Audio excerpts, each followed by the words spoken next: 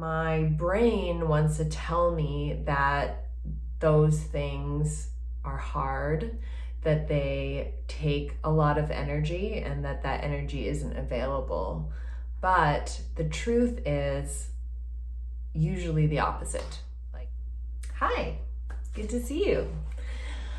I think a lot about energy and what gives me energy versus what takes it away, because honestly, I have struggled a lot in my life with energy and just having energy to match what I want to do, to match my ambition, to match my interests and my desires. Like, there's so much that I want to do and accomplish in any given day, and my energy doesn't always rise up to meet those desires or those intentions. And so it's something that I pay a lot of attention to, because I really want to understand what feeds me, what gives me energy, and what depletes it and takes it away.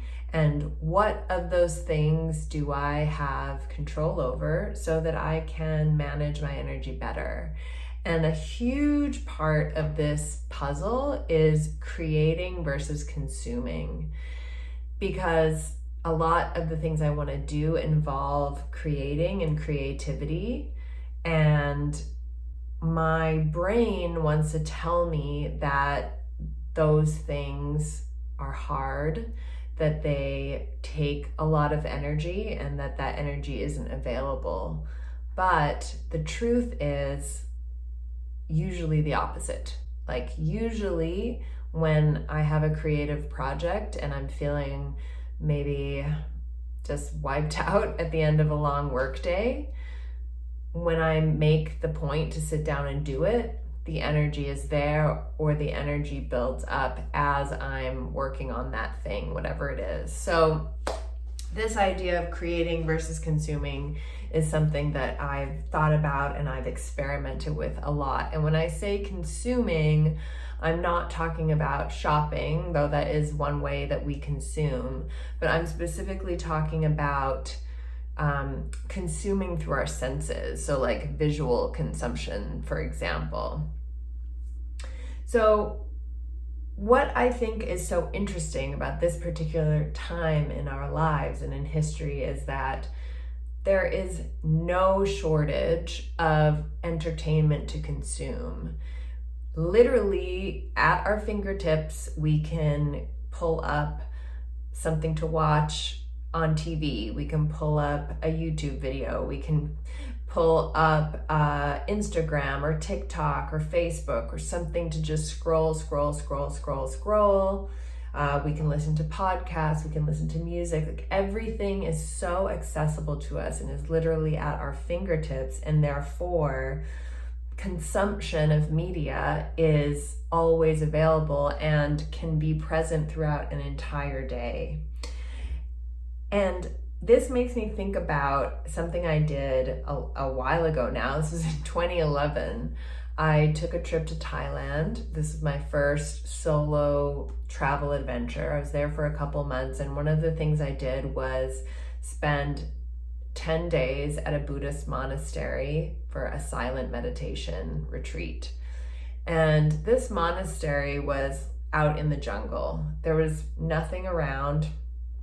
And the monks at this monastery, they weren't into like big golden Buddhas or beautiful art or anything like that. So everything was very, very minimal. The structures were wooden and concrete, and there were no decorations.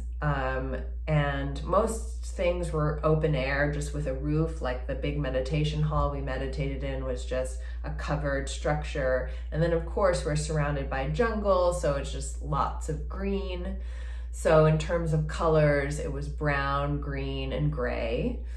And that was it. We were there for 10 days to meditate in silence. So obviously talking was not permitted. And part of the agreement was also that we wouldn't read, we wouldn't write, we would just meditate and then take care of whatever chores we had signed up for, that kind of thing. There was a lot that went on during those 10 days of silence. Of course, it was a deeply fascinating experience. But one of the things that really struck me was that stripping away so much sense stimulation meant that I had so much more energy.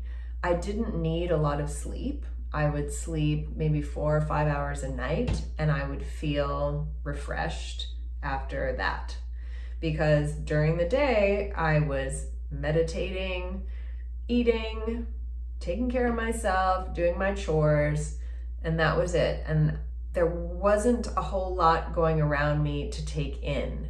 There weren't things to watch, to read, and everything around me started to slow down, and I could see details so much more clearly and vividly. At first I thought, man, I'm gonna get really bored of this place. But as time went on and everything started to slow down, I just took in so much more of my surroundings. There was rain pretty much every day, and I started to be able to see individual raindrops and just, every beautiful ripple that happened in a pond or in a hot spring.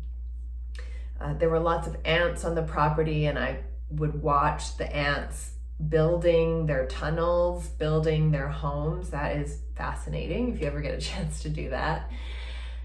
And yeah, just really observing that, like, without all that constant intake, I was so much less exhausted and I wasn't overwhelmed. And at the time I lived in Los Angeles, so this was like a complete contrast to my day-to-day reality. And that just really struck me that, like, prior to that, I would have thought that my feelings of exhaustion and overwhelm were because of life, or because I just had a lot of stress in my life and a lot of things that I needed to do. But I realized that a lot of my exhaustion was just the constant kind of assault on the senses, and the constant consumption of media was making me feel drained. And this was in 2011. So I don't even think I was on Instagram at that time. Maybe Facebook was about it. It was different. So fast forward to now, where, we can be on social media all day, every day if we want to. It's always there. This kind of culture of scrolling. Just think about, like, all that you're intaking all the time when that is so prevalent in your life.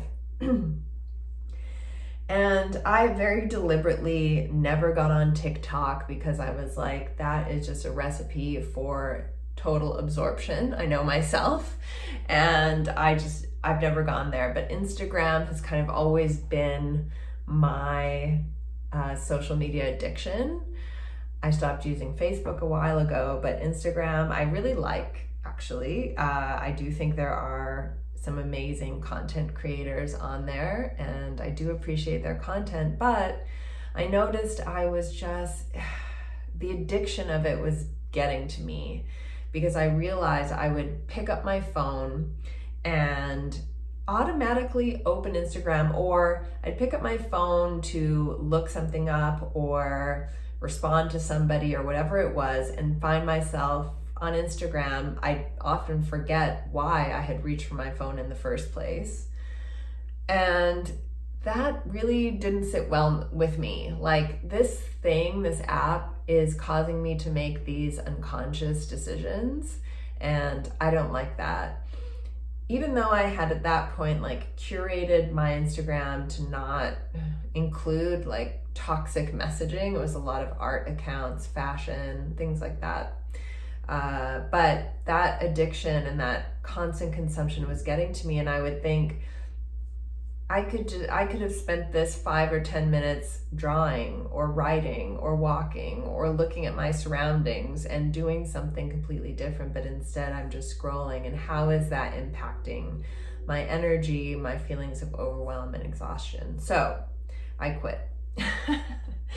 I was like, I need to stop. And I believe in experiments and giving yourself a time frame for something. So I was like, let me experiment with quitting for a month and see how that feels.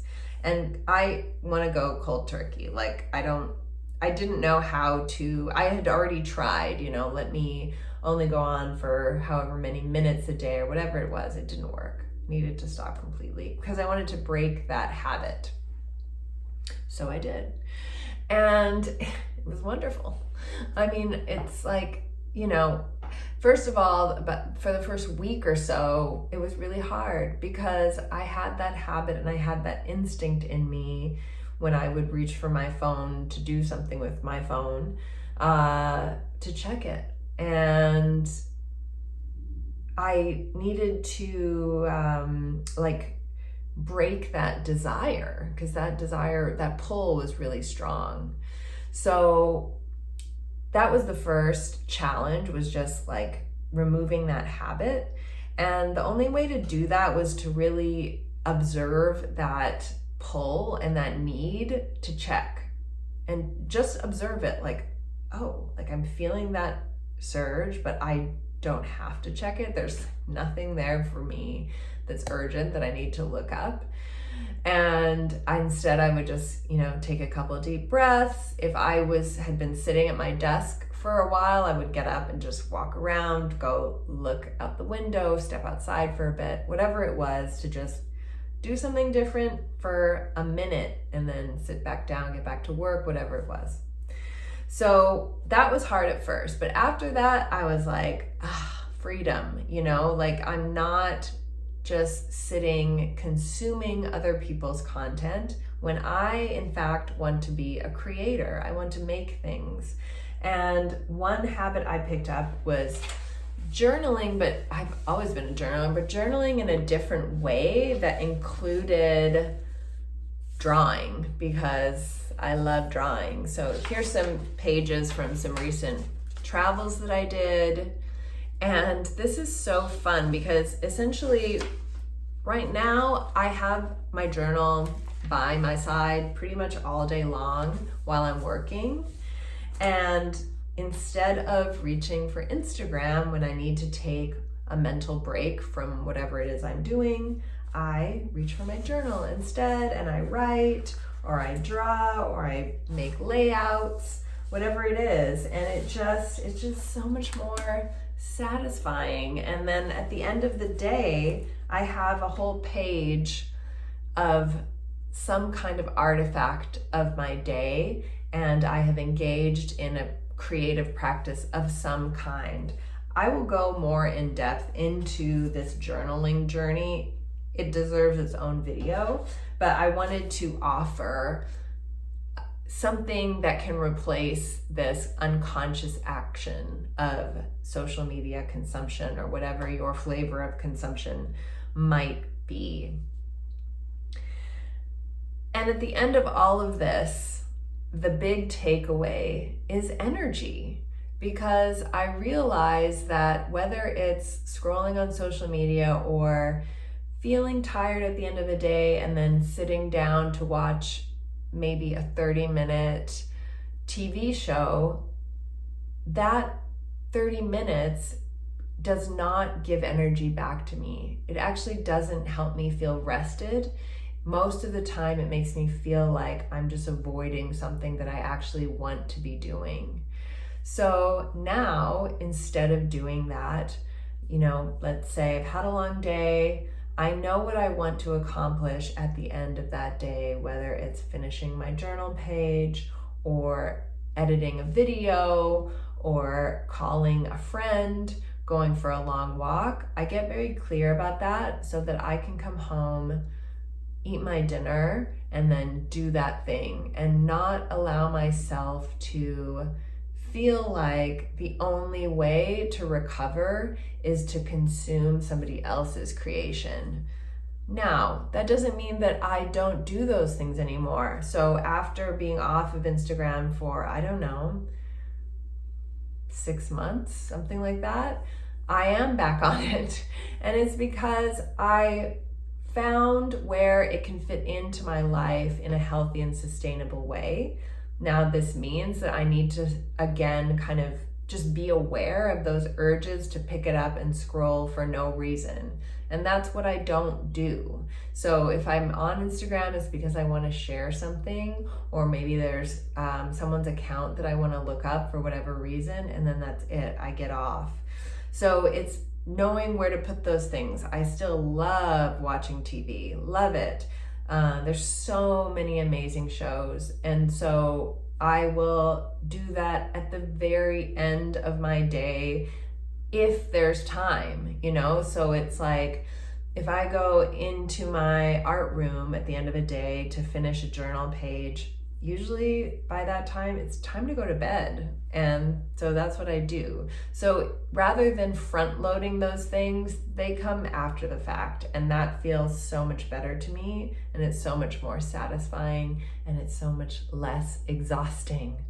So my invitation to you is to just observe how much of your consumption is completely unconscious.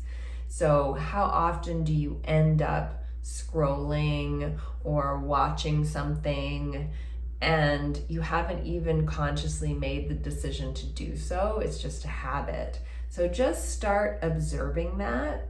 And if it is something that's happening, experiment with, once you feel yourself or notice yourself starting to take that action, pivot to something else, like taking a couple deep breaths, looking out the window, doodling for a moment, going for a little walk, whatever it is. Just experiment with breaking that habit and doing something for yourself instead. So think create instead of consume, and just notice how that makes you feel. What shifts for you as a result? And let me know. I'm super curious to hear how that feels for you. And if this sounds challenging or you're not sure what to do, let me know. I am super happy to brainstorm with you. And I love experiments, so I'd love to hear how this goes for you. Thanks so much. It has been so hot here, and today the wind is blowing, a storm is brewing. Feels so good.